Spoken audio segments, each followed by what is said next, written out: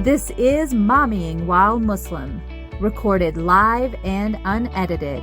Watch as Zeba and Uzma record their podcast, see their reactions, and find out for yourself what all the buzz is about. Assalamu alaikum, everyone. Welcome to another episode of Mommying While Muslim. This is Uzma Jaffrey. And this is Zeba Hassan. I just have to ask you something really, really quickly because, you and I talk all the time. How do you handle, this is the truth of it, like your parents and not listening to you health-wise? I know you're a doctor, so your parents probably listen to you more than me, but just like basic things, I'm like, Mom, you need to stop X, or let's try doing. It's a really hard transition because they still don't want to listen to you. Yeah. And it doesn't matter how many alphabets you have after your name. They're not going to listen to you. At the end of the day, they are grown adults. So it's very different, right? Like that role reverses when you're sandwiching, you're raising your children, and that whole mommy persona, you kind of try to take it over to your parents. It will backfire. Yeah, because they're like, I don't know who you think you are, but you're definitely not going to be telling me what to do. Who's you? Yeah, exactly. Okay, that makes me feel better. That makes me at least feel a little bit better. Yeah. And so my parents recently were going to make a decision to move out of state and a place where they had no children living there. I mean, there's family, but it's different when it's your own kid. And I was furious. I was fuming because I was like, that is the stupidest thing I have ever heard. And my husband talked me down and he was like, listen, at the end of the day, they're grown-ups. They will do whatever they want to do. We will support them no matter where they are, right? And I'm like, but it doesn't make any kind of sense. If something happens, I have to fly 3 hours minimum to get to them versus 20 minutes. This is so stupid, And with my dad having had the heart attack last year and everything, it was just so dumb. So yeah, I was really pissed. And then they went there, they went house shopping, and they came back, and on their own, they made this very intelligent decision to stay local to me. Yes. They may have 3 children, but, I'm the one that shows up. I'm the one that takes them to the appointments. And, I have a lot of resources here, alhamdulillah, where I can get them into offices very quickly. And it makes sense. At the end of the day, what we need to do is give them the space. And I always tell my patients too, everybody deserves the opportunity to fail. And that's what I told my parents. I was like, everybody deserves the opportunity to fail. You guys didn't give it to us because we were never allowed to fail. And the first time we did it, it was like so jarring and awful. But we have to let you do it because you are grown-ups and you're getting old for the first time too, right? Aww. They haven't done this before. So it's kind of like raising teenagers. You got to let them fall on their face and then pick them up. You got to be there. Oh, but it probably hurts them a little bit more when they fall on their face. So that's what makes it a little bit more challenging. There's a lot more. Okay, let's just be real. On their face. Yeah. Like, we don't want you to break a bone, okay? Because then now we have to deal with it. But it definitely is. We are that sandwich generation, and we're definitely, experiencing a lot of that because we're still in the throes of mommyhood and mommying, and that now we're transitioning. My parents are moving, and they're moving closer to my brother for that exact reason. And it was one of those things where same thing, where like somebody has to be there to take care of you. So just go along to get along. And then the beauty is, you don't have to worry about those mundane day-to-day things. Like, we will help you go through that process. So I'm glad to know that I'm not alone. But how was your week this week? It was fabulous because speaking of parents, we had the parents reunion. Yay! And it was amazing. Crazy, nuts, awesome, because, immigrant families, like, it's normal for us to have like 30 people in the house, like on a regular basis, right? So like a dinner party with like 100 people is pretty normal for us. So that's kind of what we experienced. And it was just beautiful to see the 3 generations together, our dads getting together and catching up after 40 years, just super beautiful. The moms, of course, not wanting us to cater anything, wanting to cook all the time. And it was like, shut up, you're here to relax. Just everybody freaking relax. So cold, sadly, even though we had a lot of people flying in from Chicago to escape the cold. It was cold at the Grand Canyon, but subhanAllah, I pray, inshallah, that everybody had a good time and that, they won't go back home to Chicago and say, we're never going to Arizona again. It sucked. I think everybody had a good time. So we missed you a Yay, I lot. love that. I know. I'm sorry about that, but I had to do my own thing. But you have to send me pictures. Can't wait to see Yeah. them. Yeah. Well, tell me how your week was. Well, I'm just in the throes of like starting another business, which is always a challenge in and of itself. But a lot of what we do is workshops and events and things like that. So like the planning piece of it, trying to balance to the extent that you can balance the motherhood, my kids texting me, trying to do the stuff at home.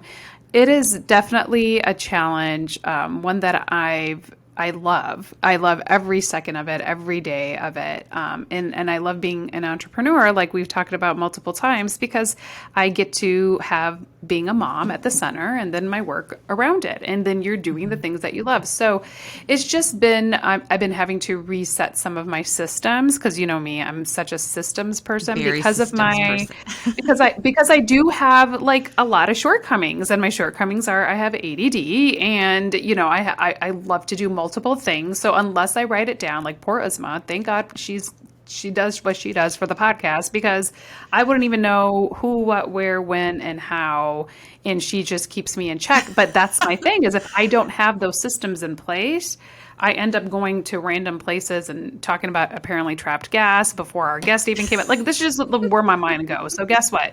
Systems are key. I love doing what I do, but I've been having to recreate some of my systems so that I don't get overwhelmed or feel overwhelmed. So that's kind of what I've been focusing on right now, like going back to the basics and getting re-engaged and recharged and all that good stuff. Well, the best of luck on Emerge Parenting and all the other business ventures that you are branching out into. I'm just super excited. I just always forget. We're like, what am I doing this week? Are there now? Yes, yeah. I got it. But we're having an amazing thing. Speaking of recharging, refocusing our energy. We talk about it all the time on the podcast that Uzma and I use Ramadan as a way to kind of recharge our mind, body, and soul. And we're continuing that on this our March Fitness series. We're preparing for Ramadan, and to tell us which foods will get us through our fast the best is Mona Khalil, a registered dietitian. She is a Texan-born. I feel totally out of place here as the only Midwesterner. She is married with 2 young children. She is pursuing her PhD. She is a boss nutrition mom, mashallah.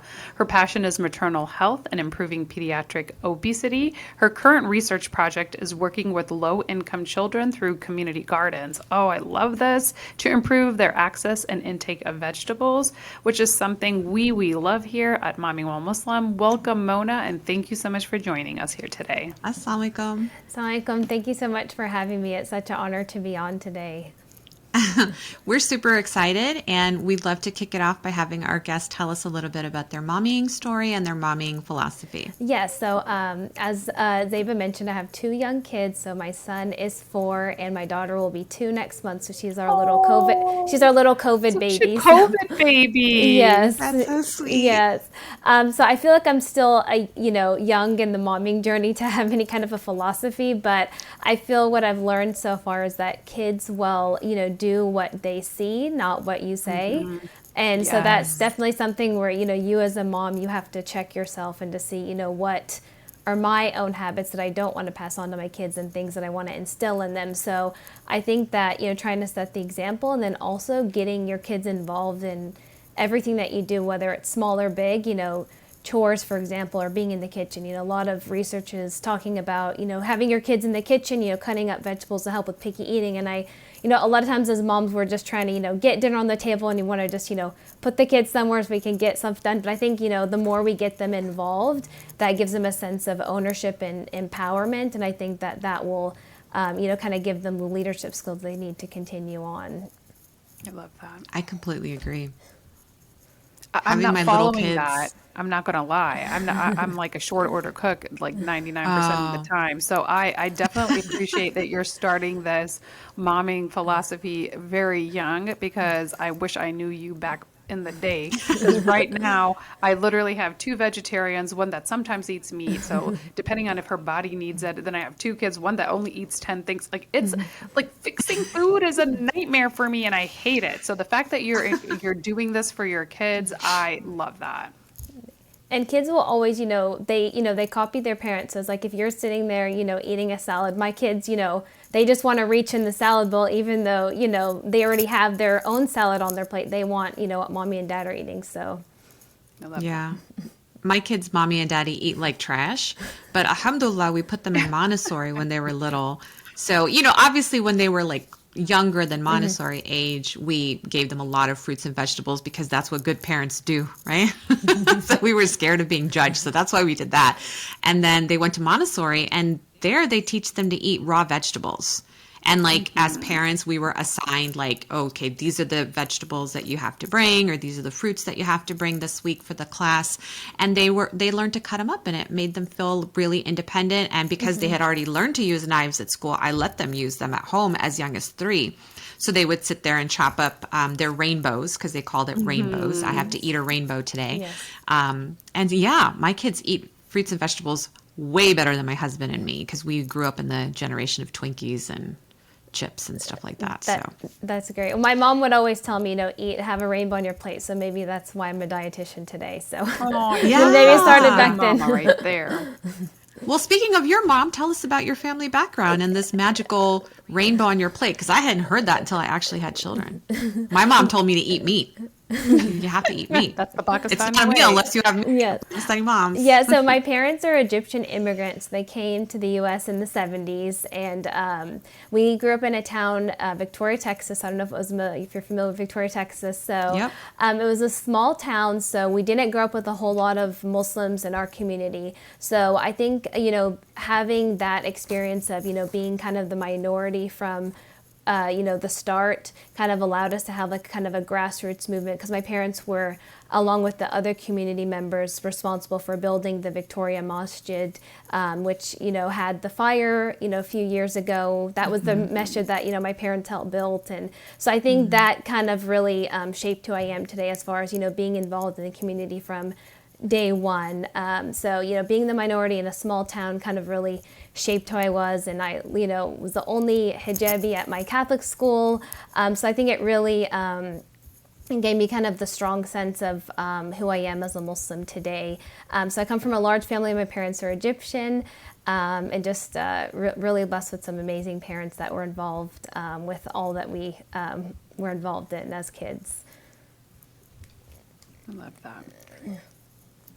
I'm sorry to hear about the Victoria Masjid fire. Yeah, I forgot about that. And I didn't realize your family was involved in building it. SubhanAllah, that's amazing. But has it been repaired since? Yes, it has been rebuilt, and it was a huge campaign that they raised, I think almost $2 million to rebuild it. But I still remember as a kid, we would go to, different towns all over Texas and, have our little, boxes to collect dollars and coins. So we're so glad that we were able to rebuild it. Oh, yeah, I love that. I love that. But, we're talking a little bit, and obviously, the masjid is a key component for Ramadan for a lot of people. And, you go there, you go to the masjid, you see all these amazing foods, and you're just like, I'm starving, I want to eat everything. But the reality is, if you're a dietitian, or if you're on a diet, I shouldn't say diet, if you have confirmed and having a lifestyle change, sometimes Ramadan does trip you up. Let's just be real, right? Because you're starting to think, oh, well, I've been fasting, 16 plus hours a day, as it's leaving summer. So yes, I can have that piece of cake. It won't really matter. So what are we doing in our regular everyday diets that ends up getting tripped up during Ramadan? Yeah, I think that a lot of times our philosophy going into Ramadan is that we, especially at iftar time, we want to compensate for all the hours that we weren't eating or drinking. Yes. So I think that, we really need to go back to the prophetic way, which is, obviously, he taught us to be mindful in everything that we do. And, that goes to eating. So being, eating mindfully and eating in moderation. So, outside of Ramadan, he taught us, 1/3 for food, 1/3 for water, 1/3 for air. So I think that definitely carries over into Ramadan. So I think that if we can, just kind of pause and not, we're not, chipmunks or squirrels where, if we would just want to eat as much food as possible, kind of store it, store it, for the rest of the hours. Yeah, you cannot store that food, people, okay? Exactly. So, definitely just being mindful, the prophet, he would usually have, fresh dates. If fresh dates weren't available, he would just have water. So if we could just, maybe start off with our dates and water,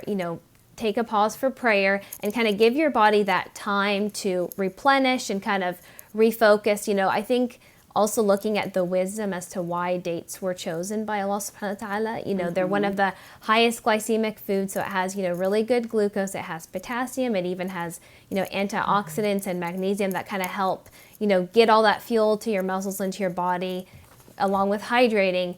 And then kind of when you sit down for your meal, just trying to be mindful versus just trying to gorge and make up for that lost time. Yes. Yeah, shoveling it in. I like that. In terms of storage, my mom would always feed us like really big at suhoor because she would be like, oh, this is, you need all of this for all day. And like, you need to drink 4 glasses of water or something insane like that on top of like 2 fried breads, plus like a quarter of a fried bread that had sugar packed into it and eggs and like ground beef and all this kind of junk, like gorging. I always gained 5 pounds in Ramadan when I was growing up. And, I realized later, it doesn't matter how much water you drink, like your kidneys work. If your kidneys are working. Yes. Yeah, you're thirsty and hungry at the same time, people, like around the same time. Because your kidneys know how to work. Your stomach knows how to work. And so as their schedule goes, they will continue. Peristalsis continues, filtration continues, and you're going to pee out any excess water because the body wants balance. And she's going to poop it out. She's going to pee it all out. There is no storage, you know, like you said. And then I guess, is it true then for iftar? Because when we're shoveling the food in our mouths at iftar, we're trying to fortify ourselves to make up for all those calories we lost during the day and then to stay strong, quote unquote, during Taraweeh. So we have energy, quote unquote, for Taraweeh. Are we really storing that? Because it is, after Maghrib time, I want to say there's a belief that our metabolism maybe slows down, and after 7, you're actually storing some of that as fat. Can you speak to the difference between why that is between suhoor and iftar? Yeah, so I think definitely, your body, when you're in a fasting state, your metabolism, obviously does slow down because you're kind of trying to preserve, your lean body mass. And so I think that, when your body can only process so much at a time. So if, your typical iftar is, fried foods and a lot of carbohydrates and all that, obviously, our body prefers glucose as fuel first. So that your body's going to, metabolize that and process it. But all of the excess fat, unfortunately, your body doesn't know what to do with it. So it does, go to storage. So I would definitely say that, we have to just kind of eat in moderation. So, kind of thinking of the hunger scale. So a lot of times, we're at like, a 1 where we're just like hangry, we want to eat iftar, and we, sometimes we'll kind of eat until we're like a 9 or a 10. We're just uncomfortable and nauseous and just want to vomit. So I don't think that's productive as far as giving us the energy we need to, to stand up in Taraweeh. If you're, downing antacids and, trying to kind of process all that food you just ate. So I think, eating where we're comfortable, maybe at a 6 or a 7, where it's like, I'm comfortable, maybe I can have a little bit more. And it doesn't, we don't have to have it all at iftar time. So maybe, we eat kind of a smaller amount at iftar, and then maybe we have like a post snack, after Taraweeh or before Taraweeh, that's kind of like a balanced snack. But definitely just, realizing that we can't compensate for that whole time that we weren't fasting. Exactly. And you had mentioned that our body does compensate on some level because it slows down our metabolism, right? Like, so this way we're trying to conserve that energy and we're trying to get through the day. So what are some things that we can eat in the mornings? For me, it's always that morning, right? You're waking, I wake up early anyway, but for people that don't necessarily wake up that early, you're getting up, you're not that hungry. So what is it that we can kind of eat or drink to kind of help us get sustained throughout the day? Like, what's a good breakfast suhoor that's not, like Uzma was saying, by the way, which is also terrible for the moms. The fact that we're Yes. making 1,000 things for suhoor when really you're going to be hungry and thirsty We're at the same fasting time. too. We're Exactly. fasting Yes. too. So Yeah, who's I just cooking want for to us? say that. Like, I just want to say that to the moms. This is not, if anything that you learn from all the diet and the food things that we're saying, you do not have to overfeed your children and your family in the morning because, like Uzma says, it's going to go out if your body's working properly anyway. So go ahead and make that one thing or that two things that's special for your kids. So what would that look like, Mona? Like, Yeah. my daughter loves overnight oats. She loves it. Like, we make it. She can't have milk, so we make it with coconut milk, and she will eat it, and it's something she eats. So that's something special she likes. For my older son, he doesn't have anything. He just says, he'd rather Drink sleep. water and sleep. Drink water and sleep. Let's just be real. But Yeah. but what are some things that we can do or feed our children that's not having a slave away in the kitchen? Because guess what? It's about us gaining connection to Allah subhanahu wa ta'ala too, and that's not in the kitchen. Exactly. Yes. I would definitely go back to, sometimes the Prophet ﷺ would only have, like 3 dates and water. So a lot of times we think that, more is better, but it's really about, Yes. quality versus quantity. So I would Yes. definitely say we need to, focus on more nutrient dense foods. So I would say, if you could have like 3 main things as part of your suhoor, I would say it'd be like lean protein, like healthy fats, and then like fiber.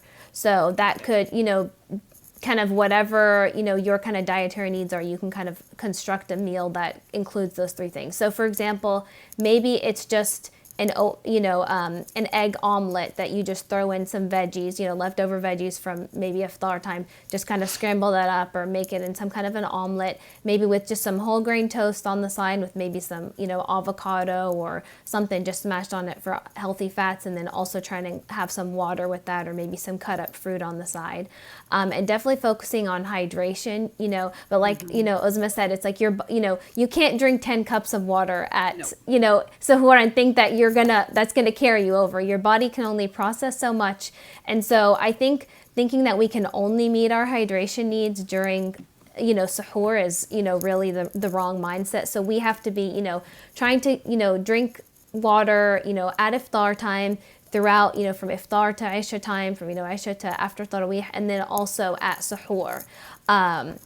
Is really important. And then it doesn't only have to be water. So thinking like hydrating fruits. So, watermelon, melons, cantaloupe, all those great things. And, as far as making it simple, yes, we're all moms, we're busy, we're, half asleep, at suhoor time. So even if you could pre-make some things, simple smoothies are super easy to throw together. You can even, put all the ingredients in baggies and kind of write on there, just add milk, add water. So even your kids, if they're old enough, could do it themselves. So thinking as far as like trying to include those 3 things we talked about, as far as fiber, healthy fats, and like lean protein in it. So it could be a smoothie with like some dates, mangoes, just to add a little bit of, sweetness, spinach, kind of get some fiber in there, maybe some Greek yogurt or milk, or even just some protein powder if you want, and then, just some ice water, kind of just blending that up. And you can even have that pre-made, you just throw that in there. And if that you feel that's not filling for you, could even have like a hard-boiled egg on the side and some water as well. So I think simple, easy things, even like, just whole grain toast with avocado smashed on it, with some cut up fruit on the side, kind of trying to avoid things that are really high in sodium and salt, because then you're just going to be thirsty all day. And so trying to just focus on things that are hydrating, that are complex carbohydrates and have fiber, and kind of avoiding a lot of like those simple carbohydrates that are not really going to do much for you. So really, I would say quality over quantity, and trying to stay as hydrated as you can. Love that. What modifications, if any, do we have to make for our athletes who are fasting in Ramadan? Yeah, so I would say, obviously, it's really hard to avoid a lot of strenuous activity during Ramadan, for kids that are in sports and school and all that. So, ideally, if you are trying to continue your exercise routine, you'd want to avoid, like the moderate or vigorous activity, during fasting hours. So if it's possible to kind of push that activity, maybe an hour or 2 before the breaking of the fast, so that way you're at least able to kind of replenish your body with hydration and maybe some kind of like a complex carb or a protein or even some electrolytes. So I would definitely say the closer you can have it to a non-fasting hour would be ideal, but definitely just trying to make them, stay as hydrated as they can during the times that they're not fasting, even if that involves, adding electrolytes to their water, eating a little bit more protein and complex carbs to kind of give them a little bit more fuel throughout the day. That would definitely be ideal, but it's definitely okay to continue, exercising during, Ramadan, because that does help preserve your lean body mass, and it definitely helps lean muscle, and it definitely helps keep your metabolism going, because obviously it slows down during fasting. So a lot of times it's really hard to kind of fit in that regular 45-minute to hour exercise during the day. So even if you can break it up into little spurts throughout the day, so for example, if you could do a quick 10-15-minute workout, before suhoor time. Maybe you do go on a walk before iftar time, and then maybe you do like another kind of workout, maybe after iftar, before tarawih or whatever, in the night you can. Kind of trying to break it up, so that way at least you're still maintaining a level of activity during Ramadan without overexerting yourself during the time that you are fasting. Yeah. That's I'm just perfect. thinking like the evening practices, right, Zeba? Because we're usually at a practice at night. So I feel like that's pretty close. It's going to be pretty close to iftar time for my kiddo. So I'm thinking like maybe like dates and water. What I'm worried about is games in the afternoon, because I have a soccer player. So a lot of those games are, if they're early morning, great, because he's had suhoor, but typically they're around lunchtime. So is there anything that we should supplement with at suhoor if we're getting into a daytime thing, or is it still the same? It doesn't matter if I electrolyte you at suhoor time, you're going to pee it out by the time there's only comes up. there's only so much that can carry over, but I would definitely say, if your kids are usually taking like any kind of a supplement or vitamin or mineral, not during Ramadan, I would definitely have them continue that, just to kind of avoid any kind of, deficiency during Ramadan. And, I would just also say, to kind of watch for any kind of, dizziness or any kind of symptoms that they might be having if they're exerting themselves. Maybe they can't drink water, but maybe you can kind of have a cool towel that they kind of pat themselves down to kind of help, help the body cool down and kind of, take off some of that sweat. So kind of watching for those signs, because, we're going to be in April, so, might be a little bit hotter here in the South versus, on the East Coast of the Midwest. So definitely kind of watching for those signs, I think would be key. Yeah, absolutely. That's great. Thank you for Great. that. And honestly, too, as a mom of a couple of athletes, talking to their coaches and letting them know, you'd be surprised, so instead of doing, like they would have to do suicides and things like that, they would let my kids do something a little bit different, so don't be afraid and don't be ashamed to go and talk to those coaches and say, listen, they want to still do this, they want to participate.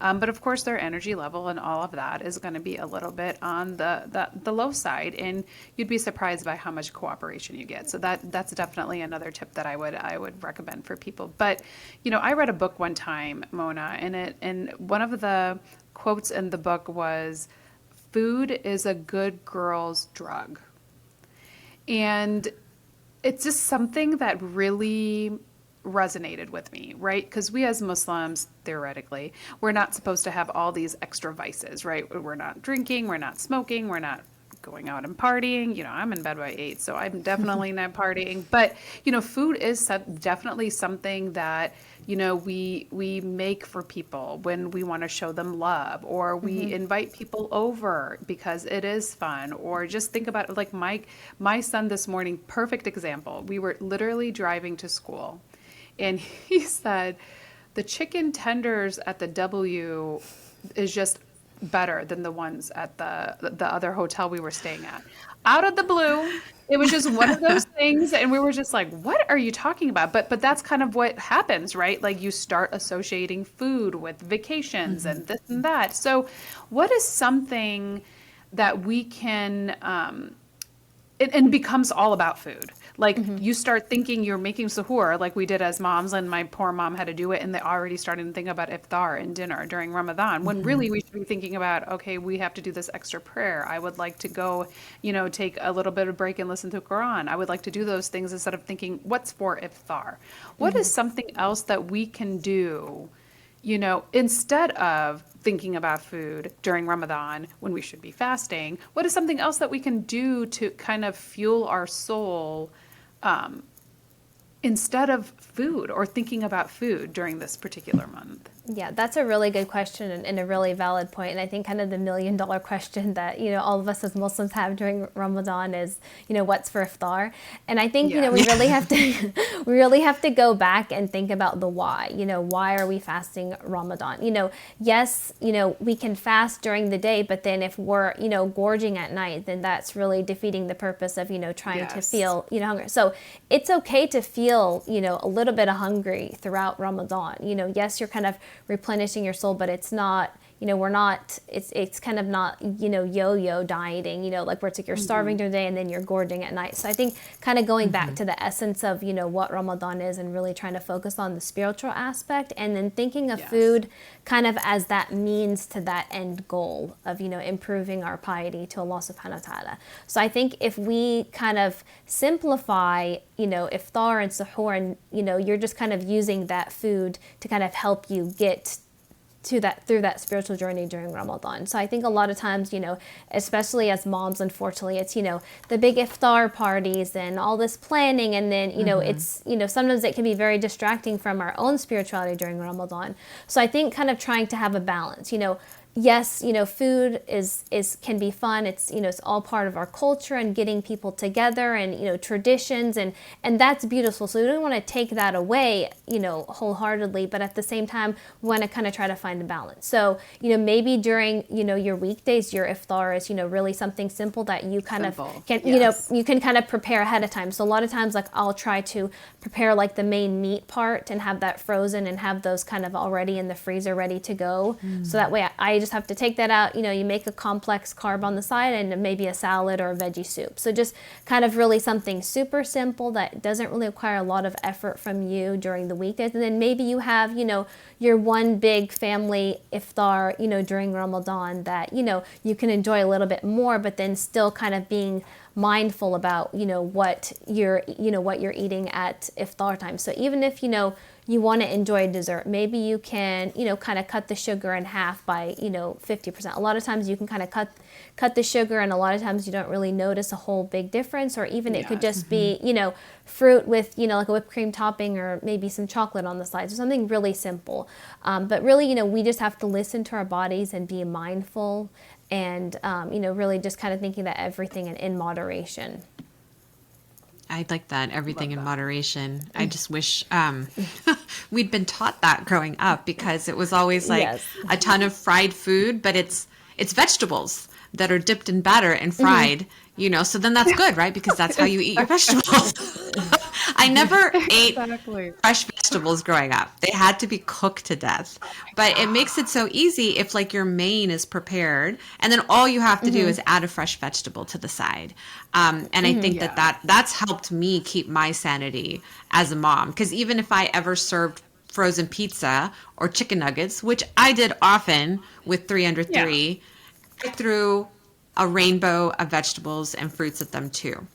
Yeah. And that always made me feel a little bit better about feeding my kids a frozen meal that was like super processed. But I'm like, well, inshallah, this will cancel the cancer. So that's how I dealt with it. I highly suggest that we keep it that simple in Ramadan as well.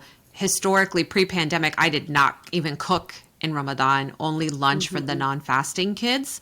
But obviously that's changed. And in the last couple of years, I don't think I have like a set Ramadan routine, but I think I need to come up with some kind of a game plan that works, where I'm maybe I am preparing 3 different meals for, different preferences, but if it's done ahead of time, maybe it would help me. And you've provided some really good suggestions about some of those make aheads. Do you mind discussing those one more time, or expounding on what you have mentioned so far? Yes, for sure. And I think, going back to iftar, we still want to be kind of eating a balanced, varied diet that we are normally eating outside Ramadan. So kind of, my plate is kind of the recommendation right now as far as trying to get in a lot of color and variety on your plate. So what that is it's about half of your plate is fruits and vegetables, ideally more vegetables. You have a fourth of it your protein, and then you have the fourth for your carbohydrate.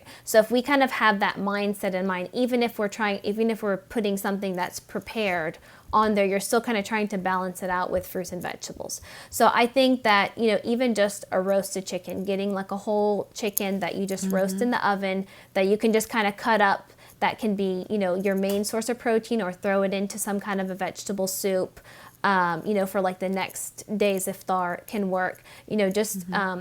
Like stew meat can be, if you have like Instant Pots are really handy right now, that you don't even have to think about it. You just throw roast in there. Everything in there, girls. Exactly. Throw yeah, everything in there. Yeah, I have two, because that's how much I rely on them. Yeah. So you just you throw your roast in there. You throw your stew meat in there. You don't think about it. You could have that frozen. So maybe you already know the days that your family might be invited to an iftar outside the home. So maybe that, okay, I need to prepare 4 meats for iftar time. So I'm going to make a roasted chicken one day, maybe a stew meat that day. Maybe I just have like some baked fish that I can just throw in the oven, throw some salmon in the oven.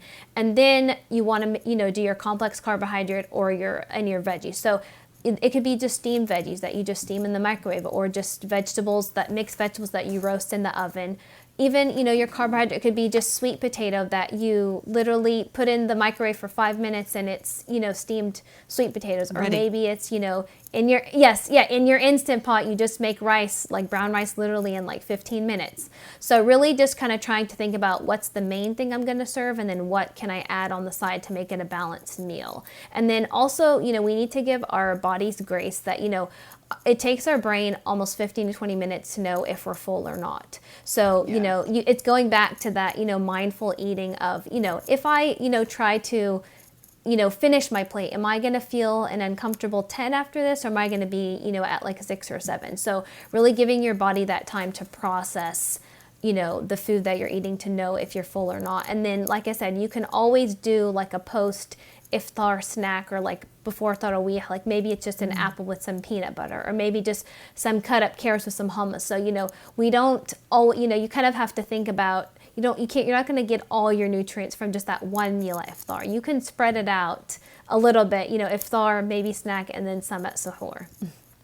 And let's be real, as Americans, we're not starving.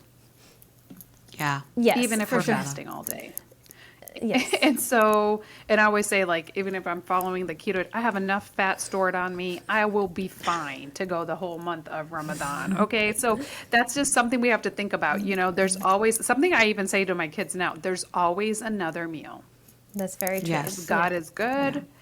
There's always another meal. We're not going to always love everything that's put in front of us. But I love your concept of food as fuel. And that's really has been changed my mantra recently, is what am I doing to fuel my body to be at its most optimal, right? Yes. And it's probably not the Cheetos and the things like that, because I always tend to feel like crap afterwards. So I love that the food is fuel, especially if you have young athletes, like it seems like we all have here, and that doesn't change during Ramadan. So thank you so much for just reiterating that, what we needed to hear. And moms, give yourself grace. You don't have to make a 5-course meal for your kids. No. Yes. Or your husband. Please don't do that. Or your in-laws. Because the goal is not to be full. Do not do that. The goal is just to fuel. Yeah. Exactly. Yes. Exactly. We're fueling our body. We're not filling our body. Our I don't know. We'll have to come up with filling our body. Yes, we're not filling our body. But if you have listened to the podcast before, Mona, we do this thing where it's a rapid fire, and Uzma and I are going to throw some questions at you. So I hope you're ready for this. But the first question we always ask is, do you have a good book recommendation or something you're currently reading that our audience can know about? Yeah, well, I'm reading a parenting book, the Whole Brain Child. So I've been trying to read that for a while. So hope you'll finish that one. But that's a good one that I'm reading right now. It's a very good one. Yes. Definitely a good read. Wonderful. Well, we're talking about food this month, well, on this episode, but food keeps coming up during fitness, right? So if there was one food you could eat every day for the rest of your life, 3 times a day, what would it be? Oh, that's a good one. Mine would definitely have to be white nectarines. Those are just my favorite fruit. They're just so juicy. I've never even heard of this. Yeah, they're not the regular yellow nectarines, they're the white ones. So it's kind of a cross between a peach and a nectarine, but obviously they're not always in season, so they're a little expensive, but those just my favorite. Just so juicy. I love that, but that's going to go on my list, and maybe I'm going to eat that for I'm going to try one. If it comes into this evening. There you go. Try one of that. What is your most used emoji? Oh, that's a good one. I would say probably just the heart emoji, using that with just my husband and family, and sometimes accidentally sending it to people you're not supposed to put a heart emoji. Oh my gosh. Yes. I use the mine tears. is the rolling eye emoji. That's my mine is a rolling eye emoji. That's my new thing. And my kids are like, oh my God, Mom. I'm like, yeah, because everything you say makes me feel like I need to put the rolling eye emoji. So Uzma, what is your question? What makes you, I'm going to ignore that timer. What makes you the most anxious? Oh, that's a good one. I would just say not having a plan or uncertainty. Sometimes I just sit my husband. I was like, "What's our plan for the weekend? What's our plan for this?" I don't like uncertainty. Everything has to be written down, and then I feel calm. Yeah, that's how we are about Ramadan too. Yes, exactly. I feel like I'm already behind. Until I became a mom, and now I'm so anxious all the time. So. I'm glad you that have to plan everything. everything, contingencies, Yes. plan A, B, and C as well. So thank you so much for all that you've shared. And hopefully we'll be able to undo some mindsets that still believe that food is to fill you up and not to just fuel the functions that you have to perform every day. And inshallah, to pass on that new mindset to our children so that they also, for me, Ramadan always meant my mom's best recipes. It was fun because of the food. It wasn't fun because of the ibadah. It wasn't fun because of the spiritual connection I was supposed to have with Allah subhanahu wa ta'ala. I mean, that naturally happens. But it was all about food growing up. And I hope to change that experience for my children because I really want them to be less shallow than I was growing up. So I would love that for them. So thank you for all of the great advice. I mean, this make a smoothie, stick it in a Ziploc in the freezer, that's going to change my life for suhoor. So jazakallah khair, especially for that one. And inshallah, when we have questions about food, we'll be able to find you on Instagram. We'll put all of your links in our show notes. And we're just so glad that you came today. Jazakallah khair. Thank you so much for having me. It was a pleasure. Nice.